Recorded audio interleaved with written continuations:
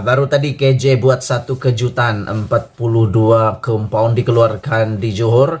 5 daripada 42 itu datang untuk Najib Bosku. Lebih kurang dalam 10% untuk Najib saja. Jadi hari ini, kenapa Najib tidak takut compound? Ada 3 perkara yang saya pikir. Mungkin sebab inilah, 3 perkara inilah Najib tak pernah takut compound. Yang pertama, tentulah sebab dia banyak duit. Nggak tahulah duit daripada mana, tapi yang kita tahu setakat ini keputusan mahkamah, Najib hanya boleh keluarkan duit dari account 100.000 sebulan.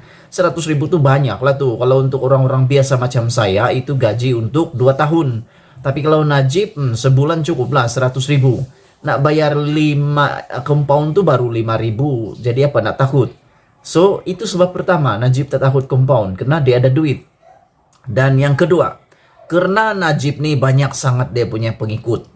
Jadi bila Najib kemana-mana, ramailah pengikut yang mengikutinya. Banyak konco-konco lah, katakan begitu. Yang biasa orang politik katakan macai-macainya, macam itulah. Pengikut-pengikut Najib nih ramai. Jadi bila itu ramai, otomatis belum lagi penyokong daripada satu tempat campaign itu yang datang, baru dia punya pengikut macai-macainya sudah pun langgar SOP. Jadi itu mungkin sebab yang kedua Najib terlanggar SOP. Dan yang ketiga, mungkin juga Najib tidak takut lagi dengan COVID-19 karena beliau sudah full dose vaksin. Kita pun tidak tahu dia sudah dapat booster atau tidak. Dengar-dengarnya semua orang perlu ambil booster, walaupun kementerian sudah katakan tidaklah wajib juga. Tapi mungkin Najib sudah ada booster lengkap dos, jadi dia tak perlu takutlah COVID-19. Cuma itu 3 perkara yang saya terfikir kenapa Najib tidak takut langgar SOP. Pertama, memanglah dia ada duit. Kalau orang-orang biasa takut langgar SOP sebab tiada duit mau bayar. 1.000 satu compound. Kalau 5 compound 5.000. Mau cari mana duit 5.000? Dalam lebih kurang dalam 2 minggu sejak campaign sudah keluar 5.000 untuk bayar compound saja. Yang kedua, sebab kenapa? Dia terlalu banyak dia punya pengikut, dia punya macai ke sana ke sini. Jadi bila ke sana ke sini ramai, otomatiknya memang belum lagi penyokong yang datang di campaign tersebut sudah langgar SOP. Dan yang ketiga, apa mau takut? Kan COVID-19 itu ada COVID kayangan. COVID ini dia memilih orang.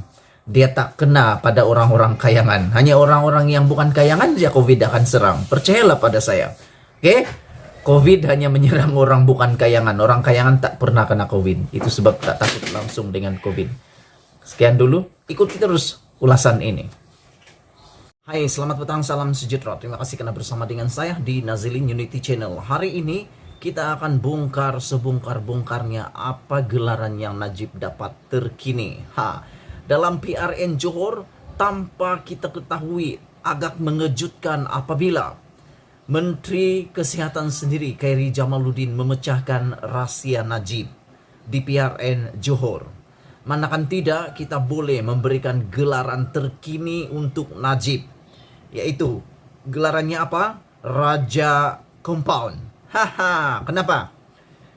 Khairi Jamaluddin pada hari ini telah memberitahu 42 compound telah dikeluarkan di Johor.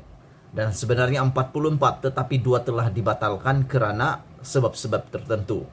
Namun yang paling mengejutkan adalah daripada 42 compound yang telah diberikan itu, 13 sudah dibayar bernilai 13.000. Bermaksud, satu compound bernilai 1.000 ringgit. Dan yang mengejutkan kita, daripada 42 compound yang telah dikeluarkan itu, 5 daripadanya adalah untuk khas bagi bosku Najib. Jadi kita boleh berikan gelaran Najib sebagai Raja Compound baru Johor. Beliau boleh dapat Raja Compound. Kenapa? Bayangkan 42 compound dikeluarkan, 5 daripadanya untuk Najib. Dan terkini, berita terkini yang saya baca sebentar tadi, 1 lagi compound bakal mungkin akan diberikan kepada Najib semasa beliau berkempen. Kenapa hal ini berlaku? Saya tertanya-tanya, apakah compound itu satu barang permainan untuk orang-orang politik? Bukan saja untuk bosku Najib yang tidak pandai malu menurut Tun Mahathir. Sudahlah tidak pandai malu kerana bersalah masih bercakap tentang 1MDB menurut Tun Mahathir dan Muhyiddin. Masih juga tak pandai malu, sudah di compound 5 kali, langgar lagi. Dan menurut Khairi Jamaluddin memang sukar untuk mengikut atau sukar untuk mematuhi SOP pada PRN. Kerana ialah bukan salah kepada YB saja, tetapi para pengundi juga kadang-kadang lebih daripada bosku. Jadi apa yang kita hairan di sini, seakan-akan compound itu bagi orang-orang yang ada duit, banyak duit, kaya raya, beribu-ribu duit, berbilion-bilion duit, berjuta-juta duit, compound itu seperti barang permainan saja. Compound sajalah, bayar saja bah. 1.000 bukan banyak bagi dia orang. 1.000 tuh ala celah gigi je. Bagi orang miskin macam saya, macam anda semua, 1.000 tuh kita kerja sebulan. 1.000 tuh makanan untuk sebulan. Kadang-kadang bagi saya, bagi orang-orang kebiasaan, 1.000 tuh bukan makanan sebulan, tapi makanan 5 bulan. Kerana gaji mungkin 3.000, tapi bayar sini sana yang hanya tertinggal bak yang boleh digunakan untuk makan anak, istri, hanya lebih kurang tinggal 4 atau 500 sahaja. Itulah untuk survive selama sebulan. Tapi bagi ahli politik yang kaya raya, tidak pedulilah mereka daripada parti pembangkang ke kerajaan ke apakah. Kalau banyak duit, karena compound macam biasa saja, bayar sajalah. Itu hal yang paling menjijikkan, paling menyakitkan hati netizen. Kenapa? Netizen takut kena compound. Tapi orang-orang politik, orang-orang kaya raya, seakan-akan itu satu barang permainan. Apa barang lalu 5 kali, baru 5 kali bah, bilang orang kalau Sabah 5 kali baru 5.000, itu baru celah gigi. Nak bayar celah gigi je, petik jari je boleh dapat. Persoalannya hari ini, kenapa ini jadi barang permainan? Perlu lagi kah hukuman baru, SOP baru untuk orang-orang kayangan? Orang-orang bukan kayangan itu menakutkan. 1.000 itu sangat banyak, menyusahkan hidup, sangat-sangat menyusahkan, bahkan sangat-sangat menakutkan. Apalagi kalau tidak mampu bayar boleh dihukum penjara, itu lagi paling menakutkan. Tapi bagi mereka, bagi bosku, sekali dua biasa saja, 5 kali biasa saja. Mungkin bukan juga salah bosku, tapi apa yang kita lihat dalam campaign-campaign, ada banyak pelanggaran-pelanggaran yang biasa berlaku. Dan kes yang semalam juga yang paling hangat, apabila pegawai Najib dikatakan telah bertengkar dengan wartawan gara-gara mau suruh gambar dipadam saja. Kenapa perlu padam gambar itu? Apa yang ada di gambar itu? Apa rahasia dalam gambar itu? Apa benda yang menakutkan dalam gambar itu? Itu yang menjadi persoalan saya.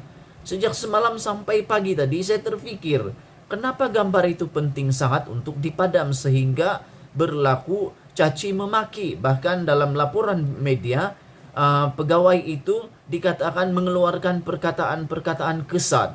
Walaupun pegawai Naji yaitu Lutfi telah mengatakan bahwa beliau tidak ada mengeluarkan perkataan kesat, cuma tegas.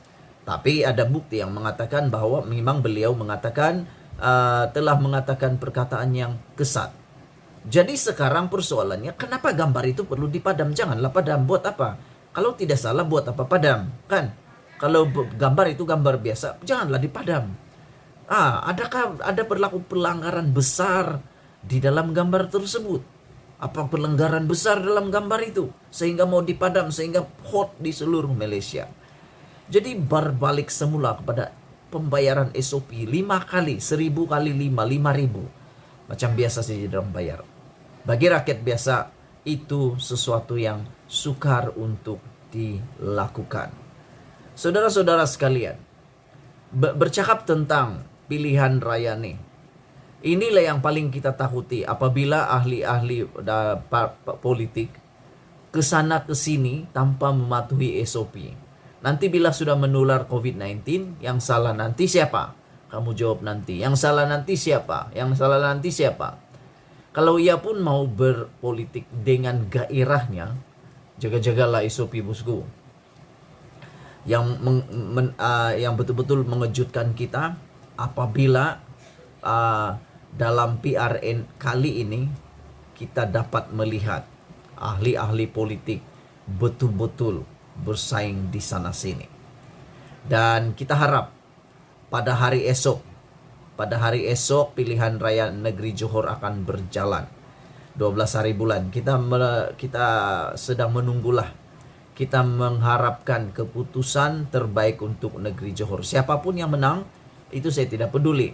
Yang saya peduli adalah jaga SOP, jangan sampai rakyat menjadi mangsa kerana kerakusan kuasa, perebutan kuasa.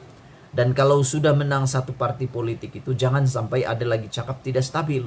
Jangan lagi cakap tidak stabil, hanya parti kau yang menang baru stabil. Jangan sampai begitu. Biarlah siapa menang, menanglah. Sebab itu memang pilihan rakyat. Kita sudah tengok bahwa mandat rakyatlah yang terbaik. Bukannya mandat tebuk atap kah, tebuk pintu belakang kah, apakah. Itulah yang merosakkan mandat rakyat, kestabilan rakyat.